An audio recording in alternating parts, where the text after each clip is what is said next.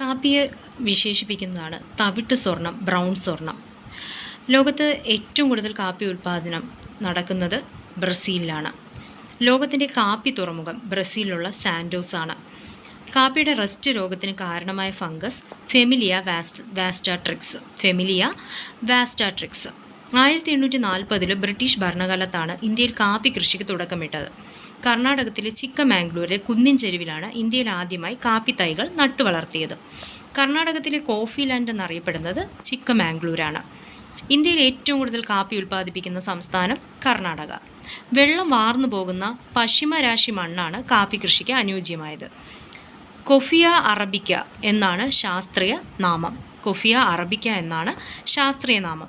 കാപ്പിയിൽ അടങ്ങിയിരിക്കുന്ന കഫീൻ എന്ന ആൽക്കലോയിഡ് നാഡീകേന്ദ്രങ്ങളെ ഉത്തേജിപ്പിക്കുന്നു.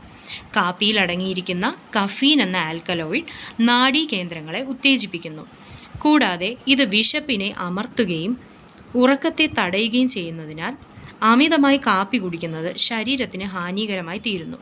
കാപ്പിയുടെ വിവിധ വിഭാഗങ്ങളാണ് അറബിക്ക, റോബസ്റ്റ, ലിബറിക്ക എന്നിവ. ഇന്ത്യയിൽ ഏറ്റവും കൂടുതൽ ഉപയോഗിക്കുന്നത് അറബിക്ക എന്ന ഇനമാണ്. ലോകത്തിലെ ഏറ്റവും വില കൂടിയ കാപ്പി കോപ്പി ലുവാക്ക്.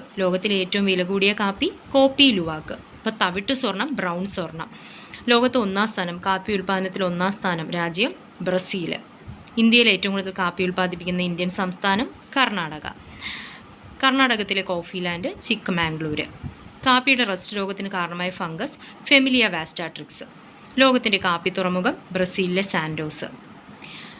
കാപ്പിയിൽ അടങ്ങിയിരിക്കുന്ന ഏത് ആൽക്കലോയിഡാണ് നാഡീകേന്ദ്രങ്ങളെ ഉത്തേജിപ്പിക്കുന്നത്? കഫീൻ എന്ന ആൽക്കലോയിഡാണ് നാഡീകേന്ദ്രങ്ങളെ ഉത്തേജിപ്പിക്കുന്നത്.